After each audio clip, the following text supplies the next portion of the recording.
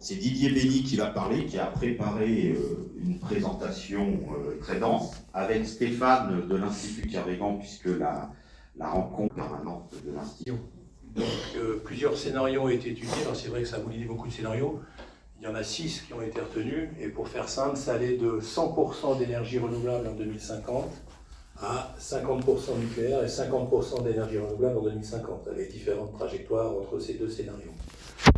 Donc ça a été présenté au gouvernement sur l'accélération des énergies renouvelables, avec un certain nombre, vous verrez, il y a une diapo qui est prévue dans la présentation. Il y en a une deuxième qui n'est pas encore finalisée sur le développement du nucléaire, où la France va s'engager à construire 6 nouveaux réacteurs nucléaires.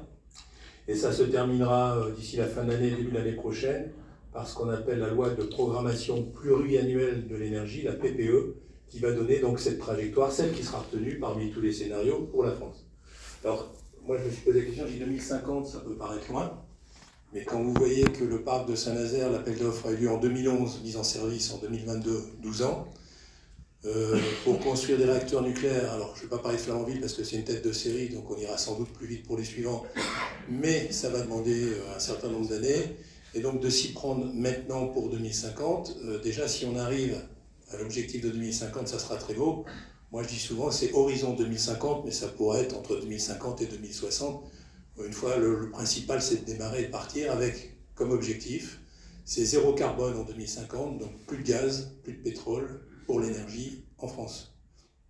Ce qui n'est pas gagné, et comme on vous dit, il va falloir réduire un petit peu sa consommation d'énergie, il va falloir réduire beaucoup sa consommation d'énergie. Et donc, j'ai une diapo, vous la verrez aussi dans la présentation. On vous laisse la parole. D'accord. On vous interrompra des fois pour des questions, oui, puis surtout ça, on se gardera un temps. Enfin, si vous avez une question, quelque chose qui demande de l'explication, n'hésitez pas, vous levez la main, et puis on gardera un temps en fin de séance pour vos questions.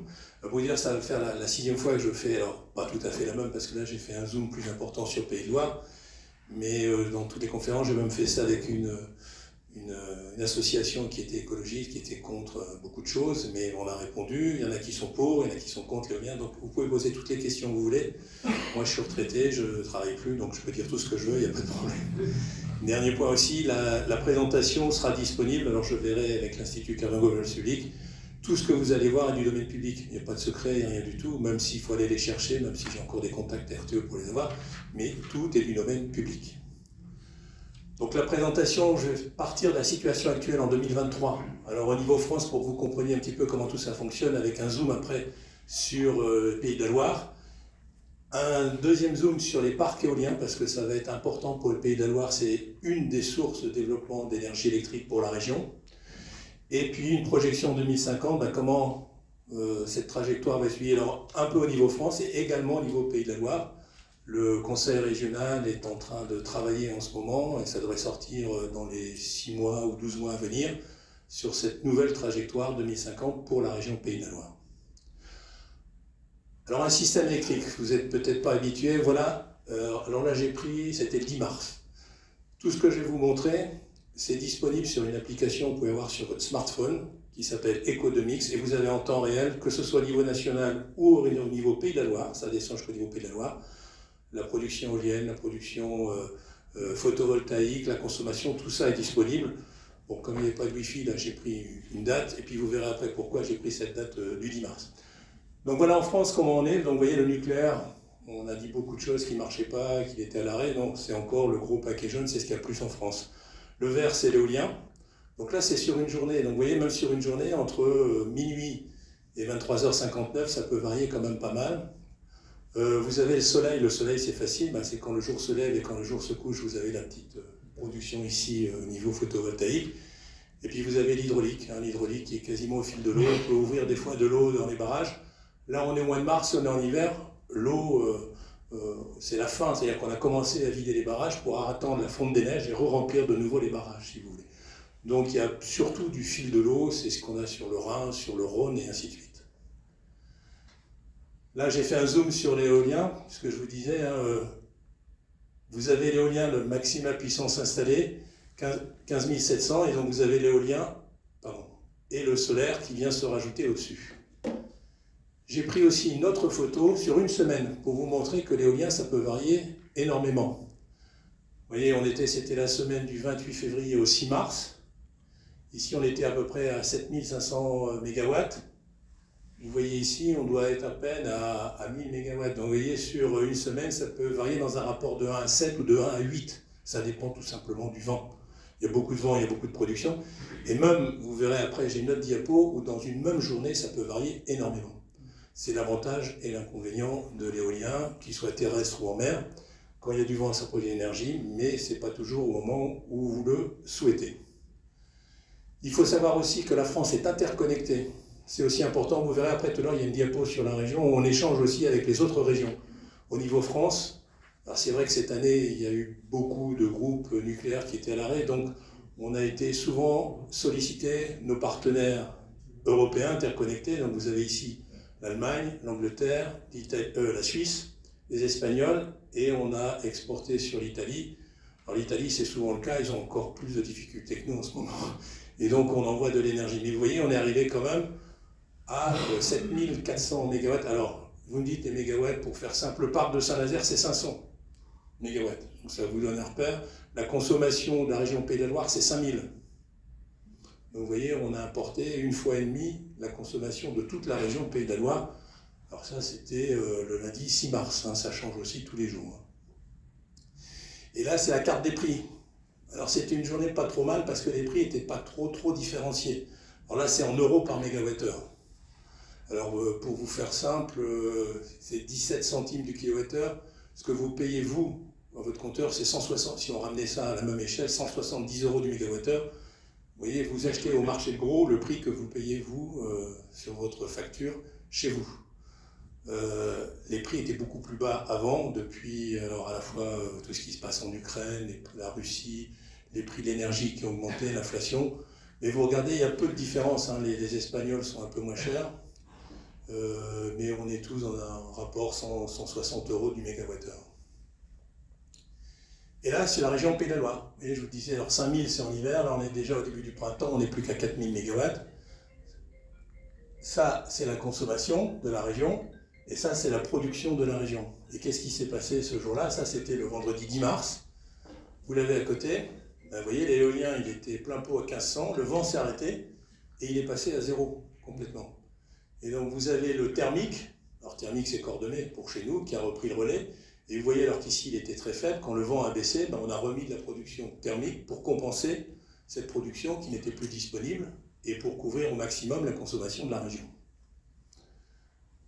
Bon, là, vous l'avez en détail. Et même chose que je vous disais, ça, c'est l'éolien sur une semaine en Pays de la Loire. Et vous voyez, les variations sont encore plus, sur une région plus septie, au plus ça va varier. Vous étiez plein pot sur alors là, c'était le mercredi, le jeudi et le vendredi. Mais vous voyez, le dimanche, le lundi et le mardi, on était quasiment à 0 dans la région. Et 24 heures après, on est parti, vous voyez, on était à 0, enfin très peu le lundi soir. Et le mardi soir, on était plein pot, 1500 MW sur la région. En 24 heures, ça peut passer de 0 à tout. Et on m'avait posé la question, l'impact du parc de Saint-Nazaire, est-ce que vous avez vu l'impact, est-ce que ça sert? Alors j'ai pris une semaine avant la mise en service, c'était en fin septembre, début octobre. Et après, j'ai pris toujours la même semaine, autour du 6 mars, donc du 5 au 11 mars. Et là, vous voyez, juste la mise en service, c'est début décembre? Oui, c'est ça, début décembre, où on a pu commencer à entrer les données de production. Alors, il y avait eu des tests avant, mais officiellement, c'était début décembre. Et vous voyez, donc, on était à peu près à 1000 quand on était plein vent sur la région. Les régions ont passé à 0, les moments où on passé à 0. Et vous voyez, là, on est passé à 1500. Donc, vous voyez, c'est un impact, c'est 50% de la production éolienne dès que le parc a été mis en service. Donc, c'est un point important pour la région, ce parc en termes de production. Donc je vous ai dit, si vous voulez voir, vous allez sur le smartphone, vous téléchargez, et vous avez tout ce que je vous ai montré, c'est des diapos que j'ai extraits de cette application Ecodomix. Alors si on regarde le régime maintenant, on va zoomer sur la région Pays de la Loire, la consommation. Comment évolue la consommation? Vous voyez que depuis 2003, elle a augmenté. Alors là, vous avez en brut le bleu ciel et en pointillé corrigé, alors soit de la température, soit d'événements exceptionnels, qui donnent la tendance de la consommation dans la région de consommation d'électricité. Et vous voyez qu'on montait, alors il y a quelques à-coups bien sûr, mais on était de manière progressive jusque dans les années 2010-2011. Après on a commencé à passer en plateau jusqu'en 2018-2019. Et bon, il y a eu la crise sanitaire, le Covid.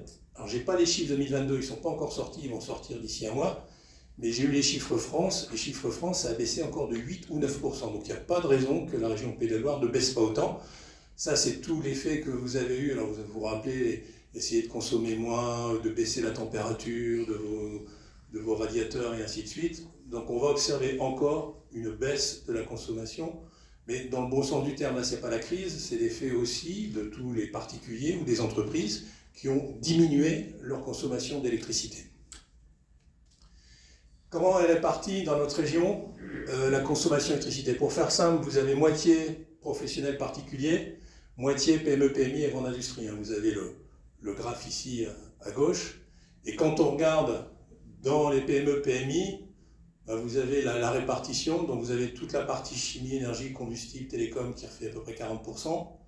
Un peu moins de 40% pour le tertiaire. Et l'agriculture et les industries agroalimentaires, 23%. C'est la répartition de la consommation d'électricité dans notre région. Et en termes, cette fois-ci, de production, donc ça, c'est les capacités de production. Bon, vous voyez que la région, il y a toujours la centrale de Cordemais qui est la plus grosse centrale disponible dans la région. Vous avez l'éolien. Alors là, c'était en 2021. Maintenant, il faudrait rajouter 480 pour être précis, de l'éolien en rajoutant l'éolien en mer. Vous avez le solaire qui n'est pas négligeable, on ne pense pas toujours, et vous verrez tout à l'heure, j'ai les courbes de production solaire dans la région Pays de la Loire, ce n'est pas négligeable. Et après, de manière un peu plus anecdotique, le thermique renouvelable, l'hydraulique et le nucléaire, il n'y en a pas dans la région. Alors voilà, sur l'éolien. L'éolien, vous avez j'ai mis le facteur de charge moyen. Qu'est-ce que c'est qu'un facteur de charge? Vous avez vu donc, que la production varie de 0 à 100% suivant l'effet du vent. Et on calcule un facteur de charge, c'est la production ramenée à pleine puissance. C'est comme si ce mois-là, on avait fonctionné 30% du temps à pleine puissance. Le mois de juin, on a fonctionné 8% du temps à pleine puissance. Alors vous avez au-dessus les facteurs de charge max, il suffit qu'il y ait un coup de vent, on peut être, alors je vais dire, mettons, on va prendre celui-là, à 26% au mois de mars, sur tout le mois. Et vous voyez, il y a eu un coup de vent, on est monté à 91%, au moins une heure, de la puissance max de la région. Donc ça montre deux choses. Un, ça vous donne l'énergie moyenne produite. Il faut faire très attention quand on parle puissance énergie. On dit le parc fait 500 MW, ça c'est la puissance instantanée. Et il va produire une énergie, par exemple sur le parc de Saint-Nazaire, son facteur de charge moyen est autour de 40%. C'est comme si pendant une année, il produisait 40% du temps à pleine puissance. Alors ce qui est intéressant, et vous verrez le deuxième graphe derrière, c'est le graphe sur le solaire. Alors là, vous n'allez rien apprendre, tous les climatologues ou les prévisions météo. Il y a plus de vent l'hiver que l'été, ça c'est pas une nouveauté. Et ça peut varier quand même de manière importante. Vous voyez en moyenne sur une année, le facteur de charge c'est 26%. 26%, alors ça dépend les années, ça varie 23, 24, 25, 26. Dans une fourchette de 3-4%, vous avez le facteur de charge de l'éolien terrestre. Et c'est quasiment vrai partout. C'est un peu plus dans la région nord, les Hauts-de-France. C'est un peu plus dans la région Val-de-Loire. C'est un peu moins dans le sud-ouest. Mais c'est 1, 2, 3% d'écart, pas beaucoup plus. Je vous ai dit, Saint-Nazaire, 40%. L'éolien terrestre, 26% de rendement. C'est des chiffres à savoir. Et vous verrez tout à l'heure, je vous montrerai des graphes. Entre le parc le plus au sud, côté Atlantique, c'est le parc d'Oléron, et le parc le plus au nord, alors je vais dire Atlantique, je ne devrais pas dire ça, c'est la mer du Nord, c'est Dunkerque, enfin, c'est la façade, on va dire, ouest, ça monte à 43-44%. Il peut y avoir quand même, et ça peut intervenir sur le productible et donc le financement de ces parcs. Donc vous voyez une répartition, donc 30-35% l'hiver, on descend à 10-15% l'été. Et si vous regardez maintenant le photovoltaïque, c'est la courbe inversée. Il y a plus de soleil en été qu'en hiver. Et donc quand vous regardez en énergie, ça se marie bien, le solaire et l'éolien. C'est-à-dire plus de production l'été pour le solaire, moins pour l'éolien, et inversement pour l'hiver. Alors avec des facteurs de charge qui sont beaucoup plus faibles. C'est normal, s'il fait nuit, il n'y a pas de production. Donc le temps disponible pour faire de la production d'électricité à partir du solaire est plus faible. Taux de charge 13%. C'est-à-dire que le solaire fonctionne 13% du temps à pleine puissance. Donc vous avez beau avoir 1000 MW, vous sortirez que 13% d'énergie sur une année. C'est tous des ordres de grandeur qu'il faut avoir en tête. Et là, vous l'avez. Oula. Vous voyez, là, c'est 4% en décembre, 4% en janvier, et on monte à 20%. Alors moi, je croyais que c'était juillet-août au début, avant de regarder dans le détail. Alors, il n'y a pas beaucoup d'écart, 18-19, mais c'était plutôt avril-mai. Alors ça, c'était en 2021. 2021, ça, c'est le facteur de charge, le rendement de la production solaire en région Pays de la Loire. Encore une fois, on pourrait penser qu'à Marseille ou je ne sais où, il y a beaucoup plus de production solaire. Les écarts sont faibles quand même. Vous avez déjà les 12 heures jour-nuit. Ça, c'est que vous soyez à Nantes, Marseille, Lille ou où vous voulez, à Strasbourg, c'est exactement la même chose. Il y a un peu plus de soleil, mais en termes de production d'énergie, vous avez 2, 3, 4 points de plus. Alors, vous allez me dire 4 points sur 13%, ça fait 25% en plus, mais ce n'est pas non plus la révolution. Et ce qu'il faut savoir aussi, là on dit, mais vous allez voir après les projections que le Conseil régional ou la région fait pour 2050. Actuellement, l'énergie produite en Pays de Loire, bon, ça représente 31%. 31% de l'énergie est produite dans la région, 69% vient d'ailleurs. Alors d'où ça vient? C'est facile. Vous avez la région, alors comment elle s'appelle maintenant? Val de Centre, Val-de-Loire, Centre Val-de-Loire, voilà. Pourquoi? Il y a 4 sites nucléaires sur la Loire, et eux, ils produisent 4 fois plus que ce qu'ils consomment. C'est normal, avec 4 sites nucléaires. Et vous voyez qu'il y a 22 TWh. Alors vous avez... on n'a pas, j'ai pas la consommation de l'année, on le retrouvera. Donc la plus grosse partie vient de la région centre. Une petite partie vient d'ici. Pourquoi? Parce qu'il y a la centrale de Civaux à Poitiers. Une partie vient de Normandie, la centrale de Flamanville, qui envoie de l'énergie. Et en fait, cette énergie, bien sûr, on en prend une partie pour la consommer chez nous, mais on en envoie aussi une partie en Bretagne. Parce qu'en Bretagne, la production d'énergie est encore plus faible pour l'instant. Donc vous voyez, c'est une région qui importe l'énergie, qui en exporte vers la Bretagne. Ça, c'est la situation géographique.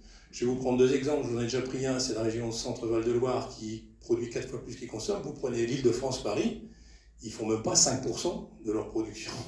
Parce que vous allez mettre une centrale éolienne ou une centrale thermique à côté de Paris, c'est impossible, quoi. Donc eux aussi vont dépendre, et vous avez l'énergie qui remonte ici, pour aller en région là, qui vient de l'Est, qui vient également du Nord. Bon, ça dépend de la situation géographique de votre région.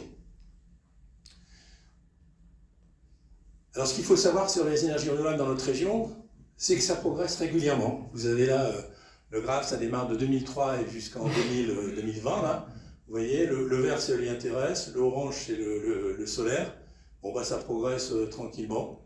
On en est actuellement à 15% de production d'origine renouvelable pour notre région.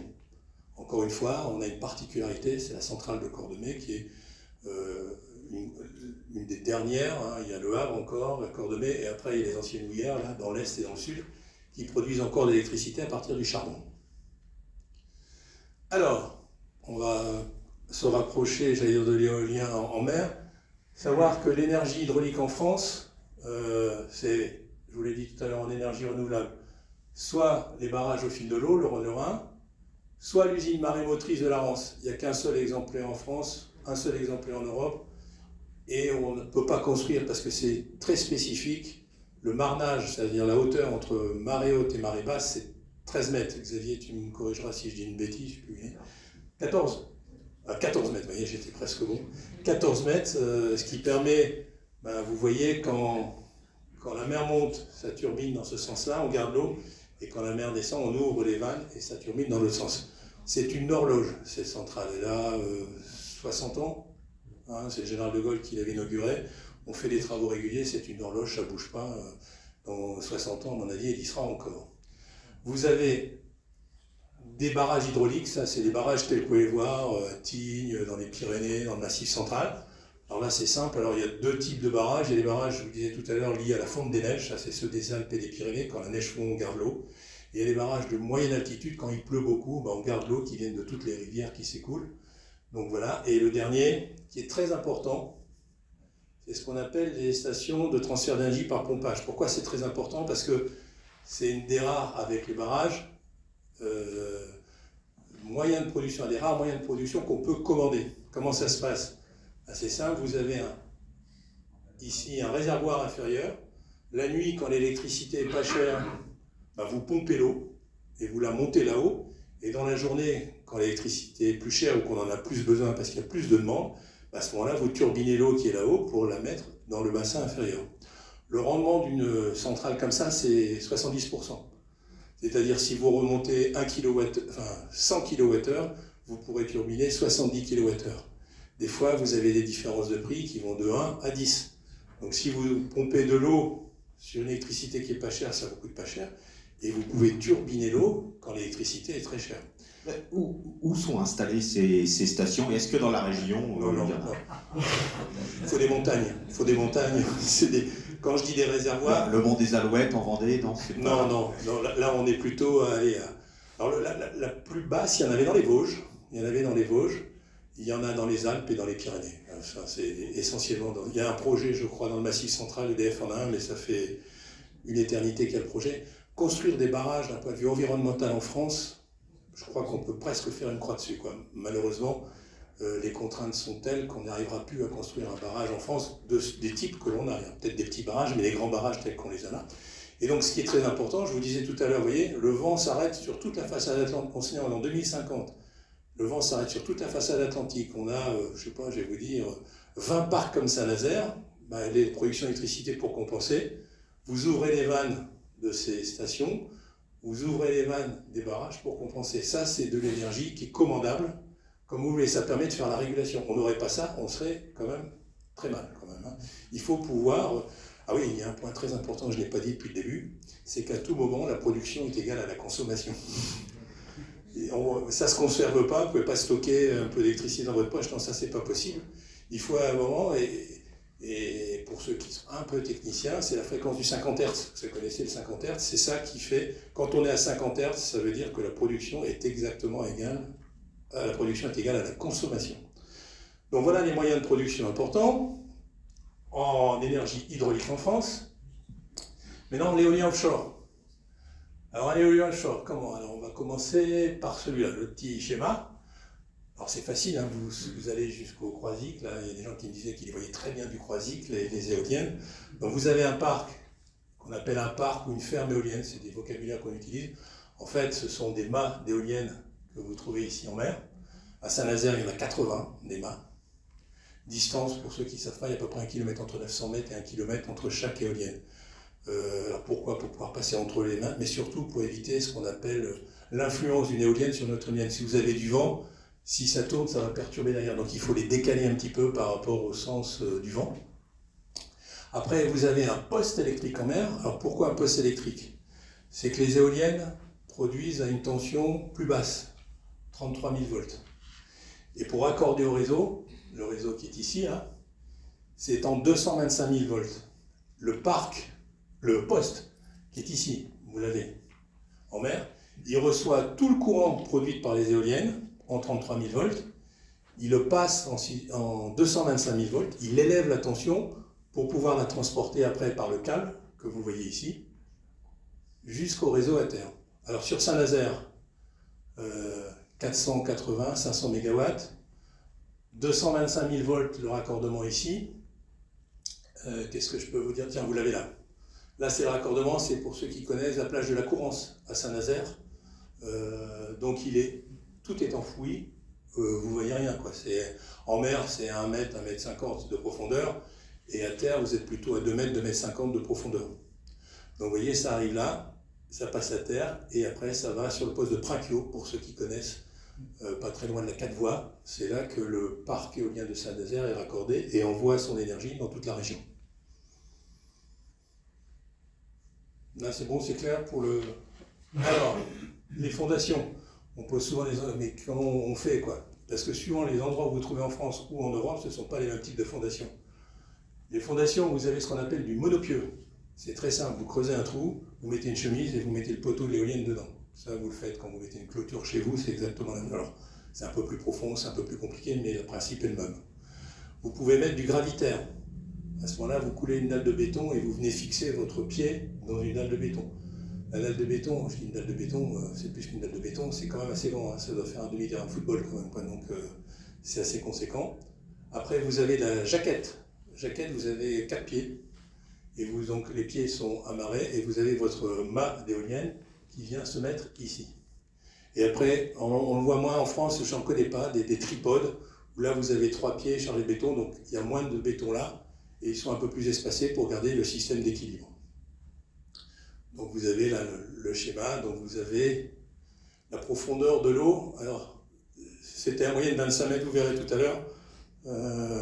J'ai la carte des fonds de Saint-Nazaire et vous verrez que ça peut varier jusqu'à 40-42 mètres maximum.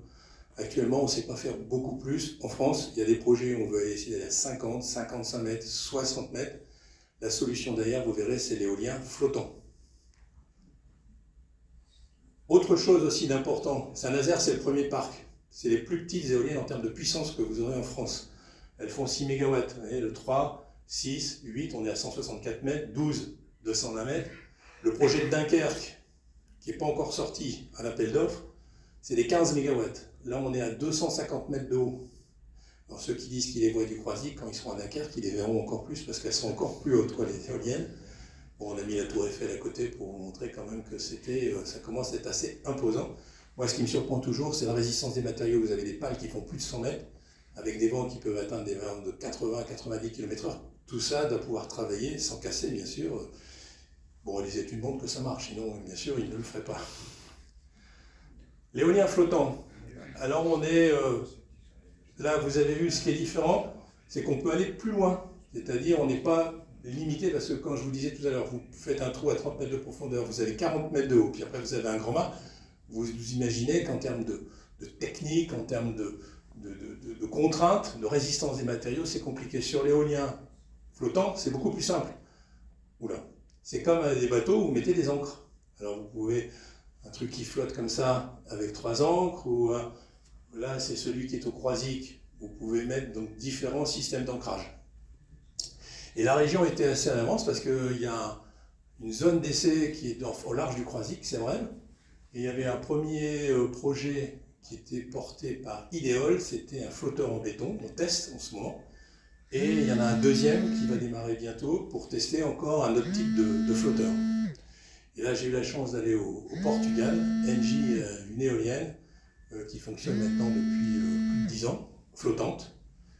Alors je ne sais plus si elle existe toujours, je n'ai pas regardé avant de venir, mais il y avait une webcam qui était sur cette éolienne, et quand il y avait une tempête, la stabilité était remarquable. Avec les flotteurs et tout ça, ça ne bouge quasiment pas. Ce que vous pourriez dire, c'est comme un bateau, avec la mer, ça va tanguer. Non, non, ça ne bouge pas, ça reste bien vertical. Alors, comment on fait pour choisir où on va mettre des éoliennes en France? Éoliennes en mer. Alors, il y a un organisme qui s'appelle le CEREMA qui est en charge de faire la carte des vents. Parce que bien sûr, on va les mettre les éoliennes où il y a le plus de vent, parce que c'est là que c'est le plus rentable en termes de production d'électricité. Et donc vous voyez sur l'éolien posé, en mettant la contrainte, il ne faut pas aller à plus de 40 mètres, et en regardant la carte des vents, donc les zones grises, ben là vous êtes à plus de 40 mètres, donc c'est enlevé. Et vous voyez l'endroit où c'est le plus intéressant de l'éolien, où il y a le plus de vent. Hein, vous voyez ici, vous êtes à 10 mètres par seconde en moyenne, et là vous êtes à 3-4 mètres par seconde. Donc en fait, c'est la production de votre parc éolien qui va être liée à la vitesse du vent. Ben, le plus intéressant, c'est ici, c'est la mer du Nord, c'est la Normandie. Vous avez un petit passage ici, bon, vous avez Saint-Nazaire ici, et vous voyez, dès que vous arrivez en Charente, là, Oléron, ça baisse déjà nettement, alors en dessous, il n'y a plus rien, quoi. Et il y en a un petit peu, il ne faut pas que j'oublie toujours la Méditerranée, mais elle compte quand même. Il y a un petit peu ici également, en Méditerranée, sur des éoliens posés. Donc c'est à partir de ça qu'on va décider, enfin pardon, les opérateurs vont décider de où ils peuvent installer un parc. Et pour le flottant, vous voyez, ça change tout. Parce que le flottant, vous vous affranchissez complètement de la profondeur. Alors, complètement, j'exagère. Vous vous affranchissez de la profondeur, vous pouvez descendre à 100 mètres. On a des côtes ici qui descendent assez vite avec de la roche et tout ça. Alors, 1, ça descend vite. 2, quand vous voulez mettre quelque chose dans le fond, s'il faut creuser dans de la roche et tout, à Saint-Brieuc, là, ils ont eu des difficultés. Ils ont cassé là, des foreuses parce que c'était du rocher qu'ils n'avaient pas prévu. Ils n'avaient pas fait les études sur l'ensemble du parc à Saint-Brieuc. Ils s'y sont pris à 2 fois pour pouvoir, et ils n'ont toujours pas fini, ils ont pris un peu de retard à cause de ça. Mais vous voyez que sur l'éolien flottant, ça change un petit peu. Et là, vous avez toute la Bretagne, Bretagne Nord, bien sûr toujours la Normandie. On descend par chez nous, là, en étant un peu plus loin, et ça va avoir de l'importance, parce que la loi qui est passée sur l'accélération des énergies renouvelables fait référence à une distance, et vous verrez ça, je vous montrerai ça tout à l'heure. Mais vous voyez là qu'on a augmenté quand même pas mal la surface disponible pour installer des parcs éoliens en mer. Et vous avez aussi là pour le coup la Méditerranée, eux ils sont rouges tout le temps, et ils ont quand même une surface qui est beaucoup plus grande. Les premiers projets d'éoliens flottants prototypes ont lieu en Méditerranée. Il y en avait un gros ici, il a été abandonné. Ils vont passer directement sur le gros parc qui fera 750 MW, c'est-à-dire une fois et demie celui de Saint-Nazaire. L'appel d'offres doit être envoyé d'ici 1 ou 2 ans à peu près. Et vous avez là tous les projets qui sont en cours, alors ou en cours de travaux, ou en projet, ou les parcs pilotes. Alors, je vous disais sur l'éolien flottant, celui-là de Groix, là, il a été abandonné, mais vous les avez ici, les 3. Sinon, vous avez Saint-Nazaire, qui n'est même plus en cours d'installation, qui est en fonctionnement. Vous avez Yeux-Noirmoutier qui va prendre le relais d'ici 1 an. Vous avez Saint-Brieuc, ils sont encore en train de creuser, mais ça avance aussi pas mal. Et puis les 2 de Normandie, la Fécamp et Calvados. On a pour l'instant en France 16 parcs en construction, en projet, ce qui fait de l'ordre de 10 000 MW. Quand je vous dis ça, c'est mise en service dans 7, 8, 10 ans, 2023, 2033, pensez 2050. Vous verrez les chiffres tout à l'heure. Et le plus gros parc qui est en cours ici, c'est celui de Dunkerque. Alors il y a un nouveau projet là qui vient d'être, je l'ai vu, il est sorti il y a moins d'un mois, c'est celui de Normandie. Les prix ont chuté, les prix ont vraiment chuté. Les premiers appels d'offres, Saint-Nazaire, on était autour de 150 €, 180 € du mégawattheure. 150, 180. On est passé à 100. Celui de Dunkerque, alors qui est très particulier, là on est sur 15 mètres de profondeur, sur du sable, pas très loin des côtes, ça coûte pas trop cher. Mais vraiment, si on veut comparer à Saint-Nazaire, c'est celui-là, là, Centre-Manche. Là, on est sorti à 45 en raccordement, ça fait du 70 pour faire simple. 70 €, 75 € du mégawattheure. Les prix ont été divisés par 2 en moins de 10 ans. Alors bien sûr, parce que c'était des têtes de série, les gens ne savaient pas trop où ils allaient, donc ils avaient pris sans doute des marges, ainsi de suite. Là, il y a la concurrence. Vous verrez aussi, je peux vous le montrer tout de suite, je crois. Voilà. Avant, il y avait EDF. Il y a Engie qui est venu se mettre. Après, il y a eu des Espagnols. Maintenant, ce que vous voyez surtout comme opérateur, c'est Total, Shell, Mobil, tous les pétroliers qui se disent en 2050, il n'y aura plus de pétrole pour tout ça. Donc, il faut qu'on réinvestisse un autre domaine. Et donc là, vous voyez, j'ai fait exprès cette diapo pour vous montrer les opérateurs. Alors, vous avez EDF, mais avec des Allemands et des Canadiens. Vous avez Engie avec des Japonais et des Portugais. Vous avez encore EDF. Iberdrola, c'est des Espagnols. Et vous avez donc Engie. Alors, pour l'instant, c'est surtout EDF et Engie qui ont... EDF doit avoir 5 parcs sur 8, Engie doit avoir 2 ou 3 parcs. Il y en a peut-être un qui est les Espagnols, qui est celui de Saint-Brieuc. Mais sinon, on les voit arriver, et quand vous regardez sur le flottant, regardez sur le Bretagne Sud, là c'est le gros parc qui aura au large de Groix. Vous avez Eni, les Italiens, EDF, Iberdrola, Engie, les Allemands, Shell, Total Energy, les Suédois. Vraiment, vous voyez tous les opérateurs européens qui viennent se positionner sur ce marché-là. Le parc de Saint-Nazaire, je vous disais, vous voyez, en bleu, là, vous êtes, les 40 mètres, vous les avez ici, en bleu presque foncé. Vous êtes ici en limite, hein, là, vous êtes à 40 mètres en limite de ce qui est possible de faire. Et là, vous avez la disposition de toutes les éoliennes. Alors, comment ça fonctionne? C'est par paquet de 8 éoliennes qui sont en ligne. Le câble raccorde chaque éolienne, et après, tout ça converge vers le poste qui se trouve en mer, que je vous ai montré la photo. Et après, de ce poste qui est en mer, il y a le câble, qui est cela, et qui arrive ici à la plage de la Corrence, et qui va se raccorder sur le poste de Brinquio. Ça, c'est systématique pour tous les parcs éoliens que vous aurez en mer, c'est comme ça que ça fonctionne. Comment ça marche? Une éolienne, parce que vous allez dire, ça fonctionne, j'ai dit 26% pour le terrain, j'ai dit 40% pour la mer, mais en fait, ça tourne beaucoup plus souvent que ça. Ça dépend de la vitesse du vent. Vous voyez, quand vous êtes à 5 mètres ou 10 mètres, vous êtes au tiers de la puissance. En fait, une éolienne commence à fonctionner à 10 km/h de vent, c'est à peu près 3 mètres par seconde. Et il y a une limite, dès que vous atteignez 90 km/h, alors qui pour les marins ça correspond à une force 10 ou du 59, ce qui commence à faire quand même pas mal, les éoliennes se mettent en drapeau, c'est-à-dire que les éoliennes se mettent dans l'axe du vent pour ne pas offrir de résistance au vent, pour éviter la casse tout simplement, parce que là, avec des tempêtes, ça ne tiendrait pas le choc. Donc une éolienne en mer tourne à peu près 90% du temps, pour une pleine puissance à 40%. Donc ça, c'est des choses aussi qu'il faut savoir. Le parc de Saint-Nazaire, bon, il va produire 1,7 TWh, c'est-à-dire l'équivalent de la consommation d'une agglomération de 720 000 habitants. Donc c'est pas négligeable, instantanément. Mais s'il n'y a pas de vent, elle ne va pas alimenter cette agglomération de 720 000. Toujours avoir ça en tête, puissance énergie, c'est très très important. La durée du parc est prévue pour 25 ans. Alors, je ne sais pas s'il y a des marins dans l'Assemblée, mais on va poser souvent la question des qu'est-ce qu'on pourra faire dans ce parc. Interdit aux bateaux de plus de 25 mètres de long, l'arrêté est sorti là il y a un peu plus d'un mois. Interdiction d'approcher à moins de 50 mètres d'une éolienne, c'est confirmé, j'aurais pu enlever le à confirmer. Interdiction d'approcher à moins de 200 mètres de la station électrique. Pêche autorisée, le casier ou les filets. Les chaluts ne seront pas autorisés, en particulier pour Saint-Brieuc.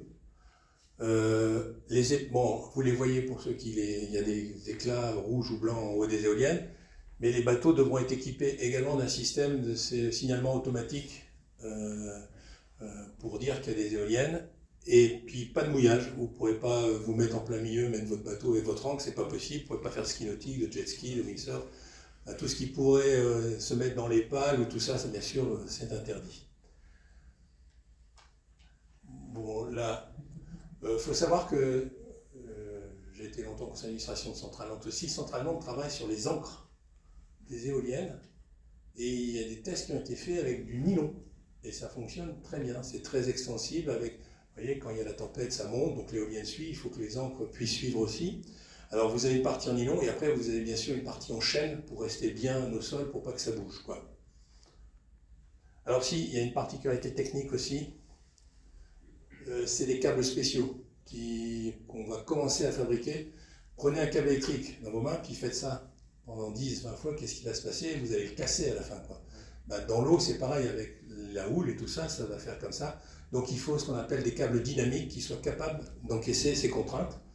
Et on met également des flotteurs, bon, bien sûr, pour qu'ils restent, pour pouvoir encaisser. S'ils étaient au sol, ça ferait que sortir du sol, monter du sol. Pour pouvoir, on a une longueur suffisante, parce qu'il peut y avoir des creux de 10 mètres, des creux de 12 mètres, donc il faut que le câble puisse s'étendre quand l'éolienne sera en haut de la vanne, quoi. Alors, les éoliennes sont fabriquées en France, soit à Saint-Nazaire, soit à Cherbourg. On a été vite tout à l'heure sur le tableau. Malheureusement, c'est pas Saint-Nazaire qui a les plus gros contrats de fabrication d'éoliennes, c'est plutôt Cherbourg avec Siemens. Alstom en a un peu moins. Donc, alors après, il faudra voir dans le futur ce que ça va donner, mais c'était quand même Siemens qui avait remporté une grande partie des parcs éoliens. Ce qu'il faut savoir, c'est que le site de maintenance, il se trouve à La Turballe. Bon, ça fait quand même une centaine d'emplois. Il faut savoir qu'il y aura tous les jours des gens, des techniciens qui vont sur les éoliennes, soit pour faire un contrôle, soit parce qu'il y a une panne. Et il faut des navires spéciaux. Là, le troisième a été livré la semaine dernière. Le troisième bateau, c'est le bateau de Saint-Nazaire. Pourquoi c'est des bateaux spéciaux? Vous ne voyez pas bien ici, mais en fait, il y a un arrondi. En fait, le bateau vient se mettre, il y a un arrondi, il vient se coller à l'éolienne pour que le technicien puisse sauter et aller sur les éoliennes. Alors, vous n'aurez pas l'occasion d'aller sur ces éoliennes, parce que d'abord, ils ont des équipements particuliers, il faut des habilitations. Si un jour vous avez la chance, aller visiter une éolienne à terre, c'est exactement la même chose. Vous pouvez monter dedans, vous pouvez même aller jusqu'en haut pour voir un peu comment tout ça fonctionne. Alors c'est pas non plus... c'est un tube, vous montez soit à l'échelle, soit pour les plus gros aussi un petit ascenseur qui vous monte là-haut. Mais bon, c'est intéressant. Moi j'ai été les voir sur les éoliennes qui étaient sur la Tamise, à l'est de Londres. Et on a pu aller sur un bateau, alors on a été scollé, mais on n'a pas pu descendre pour aller voir comment ça se passait. Mais c'est exactement les mêmes bateaux qui sont à La Turballe. Alors, j'ai eu des questions aussi sur l'environnement. Des gens se posent des questions sur ces éoliennes en mer, l'aspect environnemental. Bon, elles sont recyclables à plus de 90%. Il y a du béton, du cuivre, de l'acier, de l'aluminium. Bon, les pales sont composées de résine ou de fibres de verre ou de carbone. On m'a dit, alors je ne suis pas un spécialiste du recyclage de la fibre de carbone et la fibre de verre, mais qu'on commence à avoir les outils pour pouvoir recycler également la fibre de verre ou la fibre de carbone. Donc on va pouvoir recycler la quasi-totalité des éoliennes. On m'a posé question sur les oiseaux aussi. Les oiseaux, en fait, il n'y a pas tant de mortalité que ça. Les oiseaux, ils doivent être intelligents et éviter d'aller se mettre entre les pales pour se faire découper.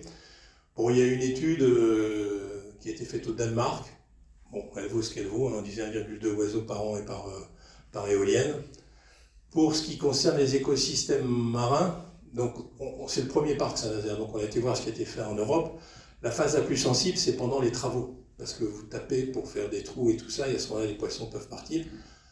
On a pu vérifier qu'à la fin des travaux, qui durent entre 2 ans et 2 ans et demi, les poissons, toute la faune revient.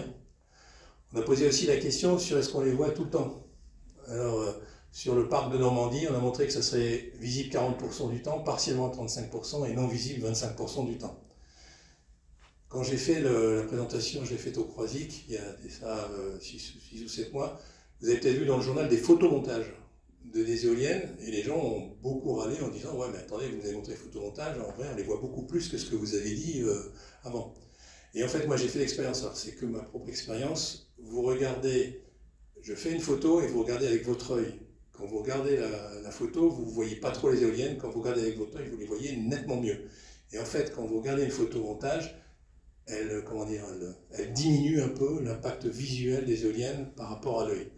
Testez-le un jour, prenez votre smartphone, vous regardez, vous faites, vous verrez qu'il y a une différence entre les deux. Et ce qui a amené beaucoup de personnes, surtout tout ce qui était riverain, à dire « Attendez, vous nous avez vendu quelque chose qui ne correspond pas à la réalité ». Les émissions de CO2, bon là on va pouvoir passer très vite, une éolienne terrestre, une éolienne en mer, c'est 15 grammes de CO2. L'empreinte carbone pour les panneaux solaires, alors suivant qu'ils sont fabriqués en France ou en Chine, ça va du simple au double. Sous-entendu, ceux qui viennent de Chine sont moins bonnes, ils ont plus d'impact CO2. Et pour une centrale au charbon et une centrale au gaz, vous regardez, vous avez les chiffres, bien sûr, pas de comparaison. Quelque chose de très important, et j'ai une diapo après, ce qu'on voit apparaître aussi, c'est coupler la production éolienne en mer avec la fabrication d'hydrogène.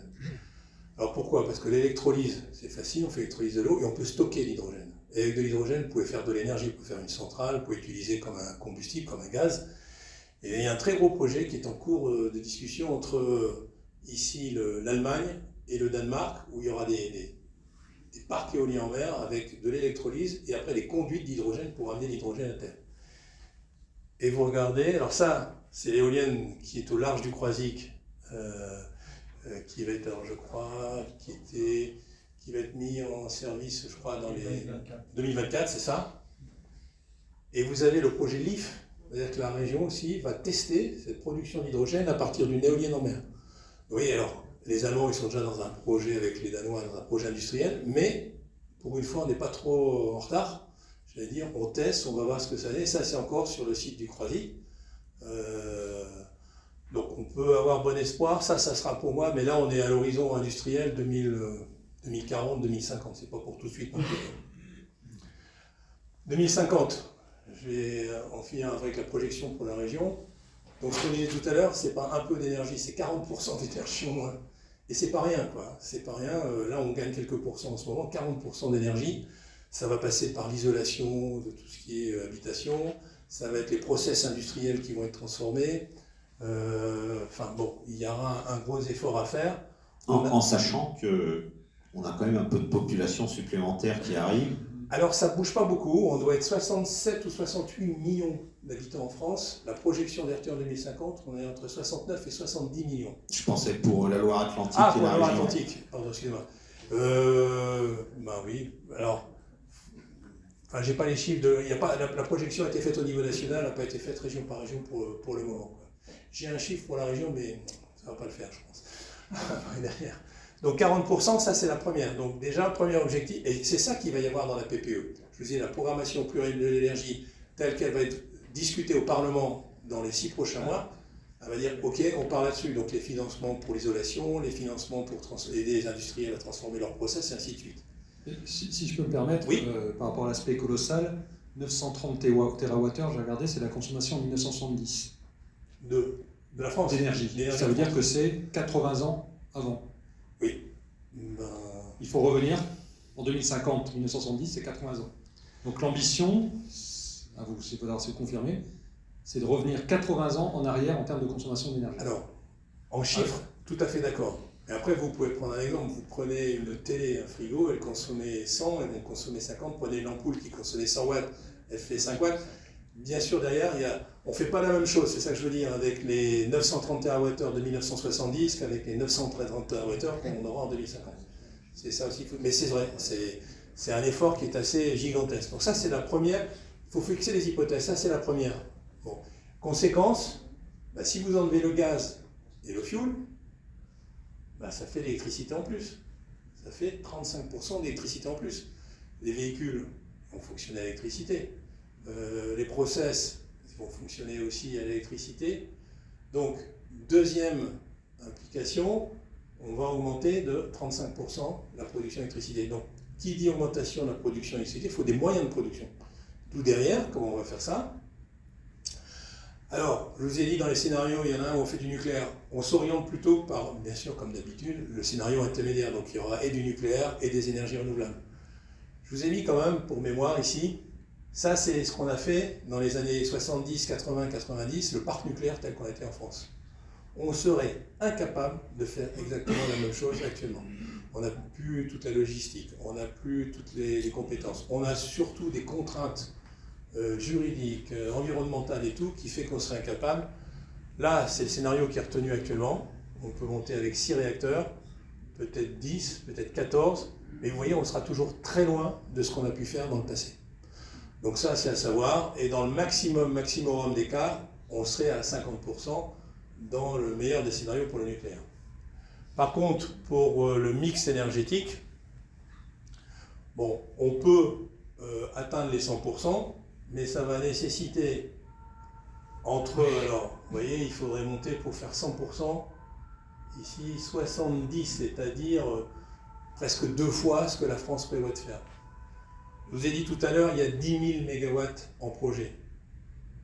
Ce qu'a dit la loi là, sur l'accélération des énergies renouvelables, c'est 40 gigawatts.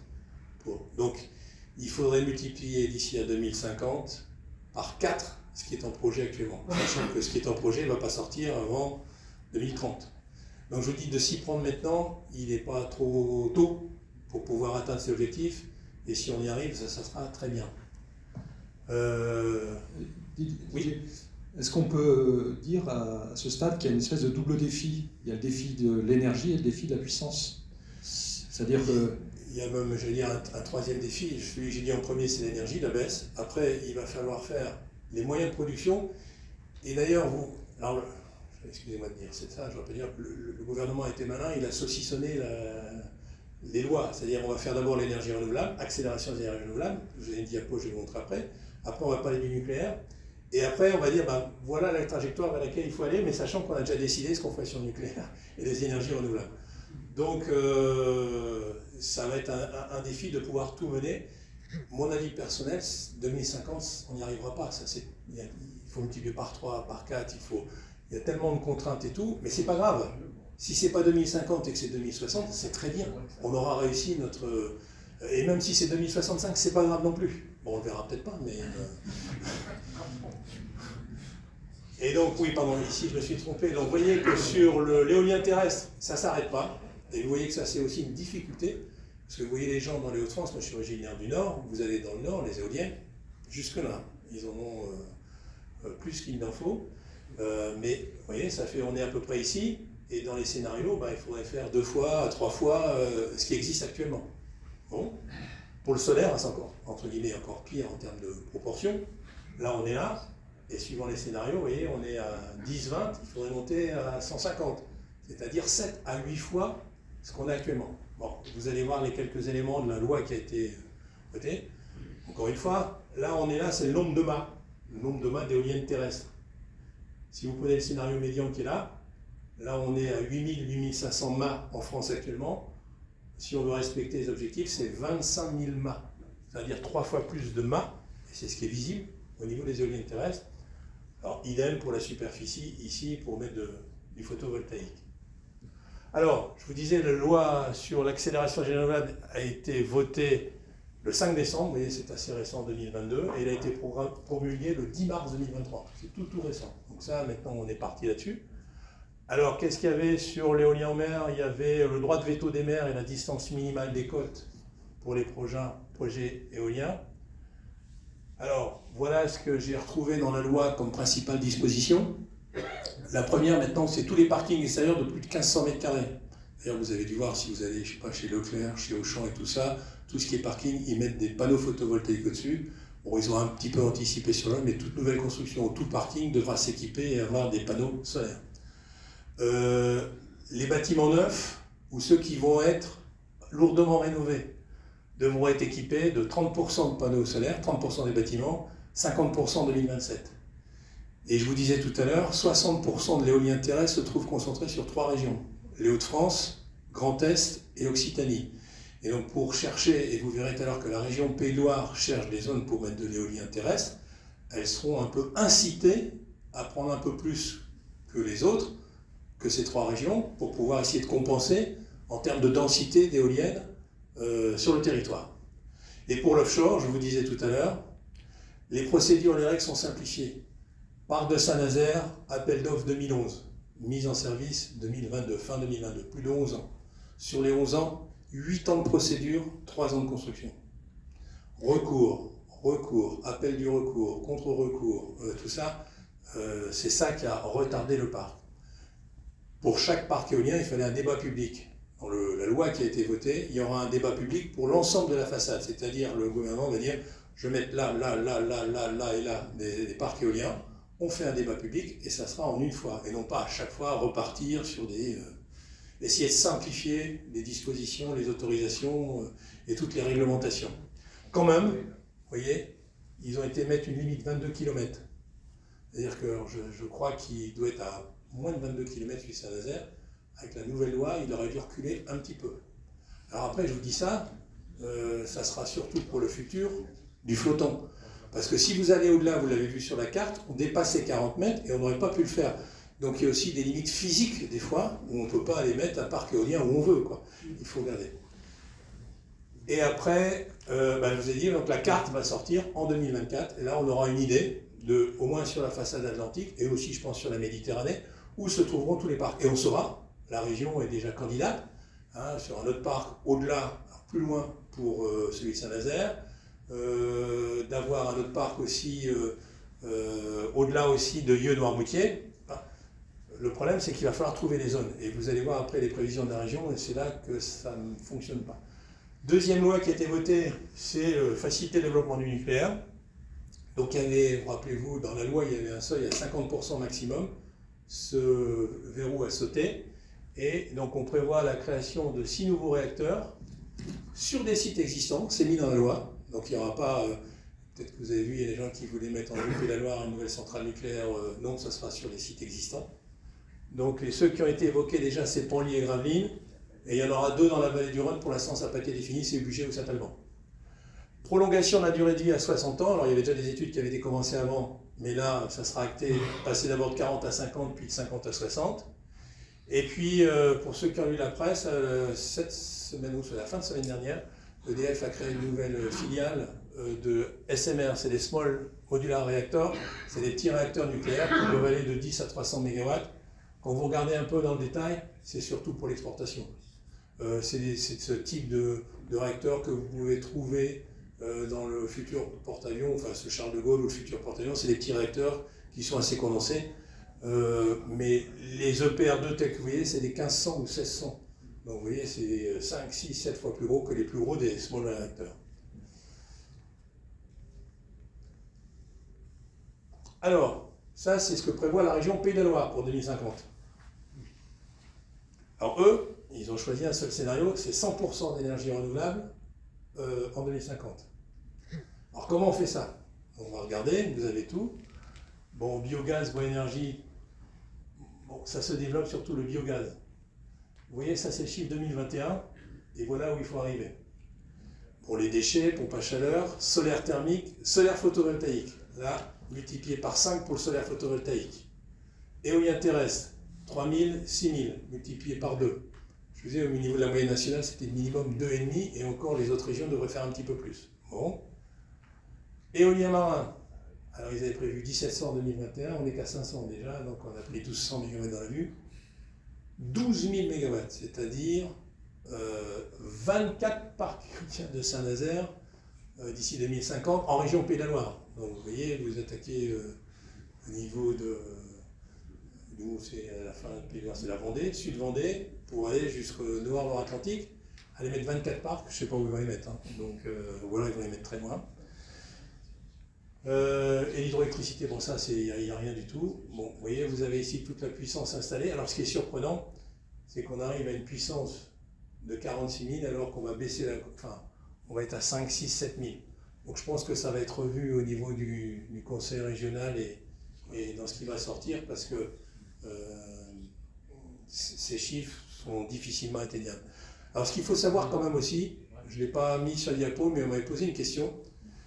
Je vous ai montré tout à l'heure que la région Pays de la Loire recevait l'énergie de l'Est pour l'envoyer à l'Ouest en Bretagne. La Bretagne a les mêmes objectifs que la région Pays de la Loire. Donc ils ont le parc de Rouen. Ils ont une liaison qui va aller de l'Irlande à Brest, qui va injecter 700 MW, c'est-à-dire une fois et demie le parc de Saint-Nazaire. Et donc à l'horizon 2050, ils prévoient d'être autonomes, entre guillemets. Ce qui fait que notre région ne va plus envoyer d'énergie, on va la garder. Autant on peut dire que le parc éolien de Saint-Nazaire envoie une partie de son énergie en Bretagne. En 2050, on pourra la garder pour nous, et puis les autres parcs ils vont produire. Donc voilà, le fait de plus être le fait que la Bretagne sera le plus possible autonome, quand je dis autonome, il ne faut pas se tromper, c'est-à-dire qu'elle produira autant que ce qu'elle consomme, permettra à la région Pays de la Loire de recevoir de l'énergie s'il lui en manque ou d'avoir sa propre production à l'horizon 2050. Alors voilà ce que ça donne, hein, ça fait quand même des investissements, il faut du réseau, tout ça on oublie toujours, mais quand vous mettez des éoliennes et tout ça, il faut que l'électricité, on ne peut pas la stocker, donc il faut l'envoyer sur le réseau. Donc il y a quand même énormément de travaux à faire, vous voyez, il y a 270 millions d'euros à faire, il faut, ce qu'on appelle aussi les smart grids, il va falloir rendre le réseau plus intelligent pour encaisser toute cette production et pour pouvoir la gérer au niveau du réseau, il va falloir construire des lignes, il va falloir construire des postes électriques. Bon, et on sait à peu près ce que ça représente en termes de kilo-euros par mégawatt à investir. Bon, ça on peut passer. Et voilà comment travaille la région. Elle a découpé la région par carré de 20 km sur 20 km. Et dedans, alors là c'est pour l'éolien terrestre et le photovoltaïque. C'est pas pour la mer. La mer, je vous expliquais que c'était un dispositif. Et donc vous avez, suivant la couleur, au plus c'est foncé, au plus il y aura de la puissance. Soit éolienne terrestre, soit photovoltaïque. Et quand vous regardez la région, vous voyez c'est plutôt l'est de la région, par ici, un peu le centre, un petit peu le nord, mais il y a des carrés blancs où là on ne prévoit pas de mettre ni de photovoltaïque, ni... Alors, ça dépend, il n'y a peut-être pas de réseau, peut-être que ça coûterait trop cher de construire des réseaux pour accueillir, mais voilà comment se fait le travail. Par carré de 20 km, on regarde ce qu'on peut installer, parce que vous savez que pour mettre des éoliennes, il y a des contraintes, il faut être à plus de 500 mètres des habitations. Pour le panneau solaire, vous n'avez pas le droit de faire ça sur des terrains agricoles, il faut que ce soit... il y a beaucoup de contraintes, et c'est un travail qui est assez long de définir où vont se trouver ces procès d'énergie renouvelable dans la région. Et là, je vous montre juste, il y a 2 postes électriques, il y en a un ici et un ici. Il n'y aura que 2 postes électriques à construire pour pouvoir évacuer toute cette production d'énergie. Voilà, j'en ai terminé. Je n'ai pas été trop long, trop bavard. Donc ça va.